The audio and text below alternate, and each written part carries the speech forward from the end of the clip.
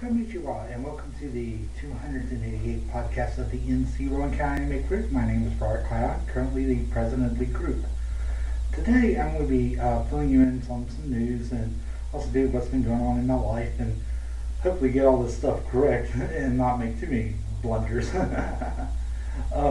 First of all, I'm going to tell you what happened to me last Thursday. I was having my brakes done on my car and I was having my dad work on my car. Unfortunately, he made a mistake and he ended up getting his hand badly cut trying to fix the brakes on my car. So I ended up having to take him out to the emergency room at Rowan Hospital to get some stitches put in because he needed them really badly. It was really rough there for a moment. But I was able to get him there, waited till they got done stitching him up. And he's home right now. He's doing fine. His hand was a bit sore Friday from the accident, but he is doing all right.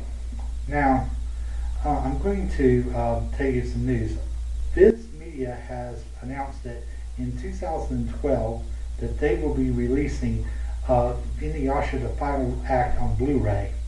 Also, too, Viz has picked up the rights to the manga called Loveless. Now, originally Loveless was done by Tokyo Pop, but those rights are now gone since there is no more Tokyo Pop here in North America.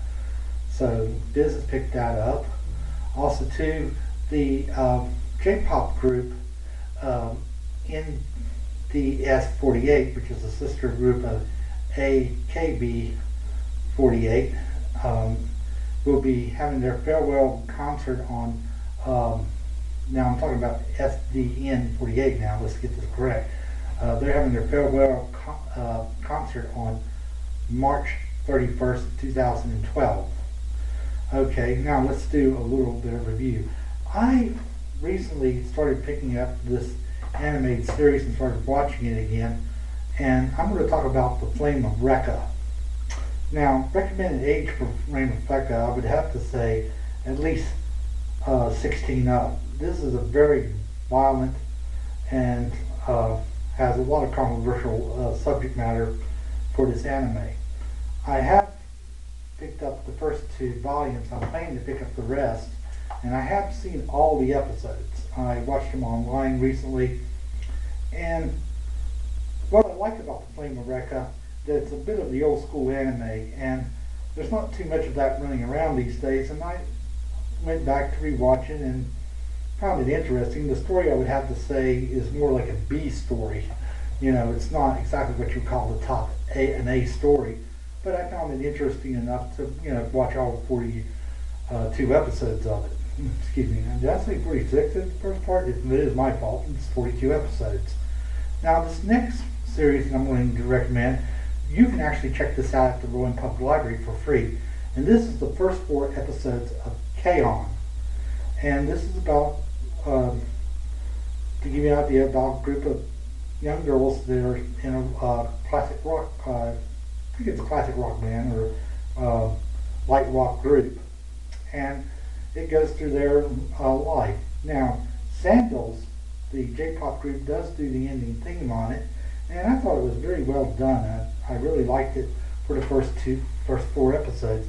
I'm going to try to talk to the Rowan Public Library about picking up the rest of them as well, because K-On! Looks like a very fun series. Recommended age for it, I would have to say 12 up. You know, I don't think the younger person would like K-On! Because it moves kind of slow in some places. It can be silly at some parts, but I like that type of anime. I don't always like to have this shoot 'em up, bang, bang, bang, bang type of anime.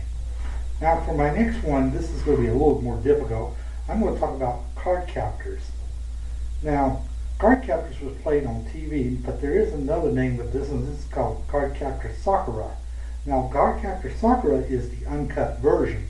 Cardcaptors was the cut version that they played on TV.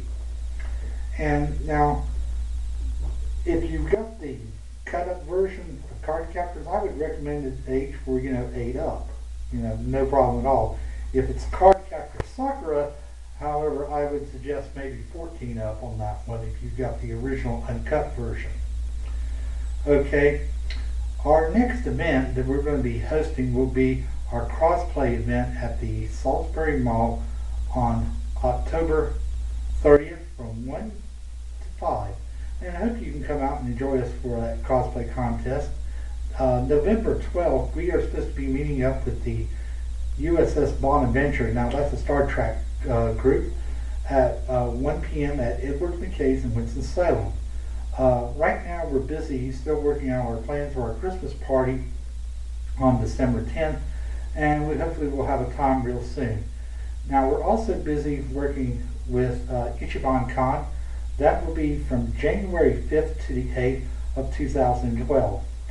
Now, I have a bit of news, and it's not very much.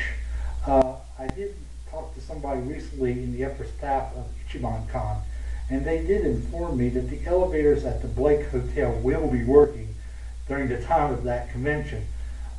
Lately, I've been getting a lot of people criticizing the Blake Hotel, saying that it's not been meeting up to its proper standards. But I'm hoping by the time the convention comes around that they'll have all these bugs worked out, and everybody can have a fun time.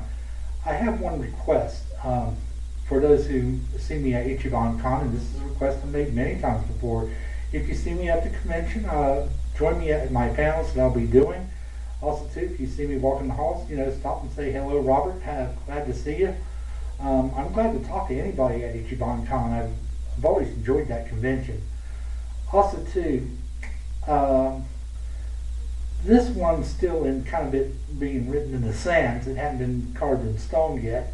I may be getting involved with another convention in April, and this is an anime convention, but right now this convention is still not even together yet. It's still in the works. But I did ask if I could help out with this convention. They said, sure, glad to have you. And so I may be working with a convention in April of next year. We'll just have to wait and see.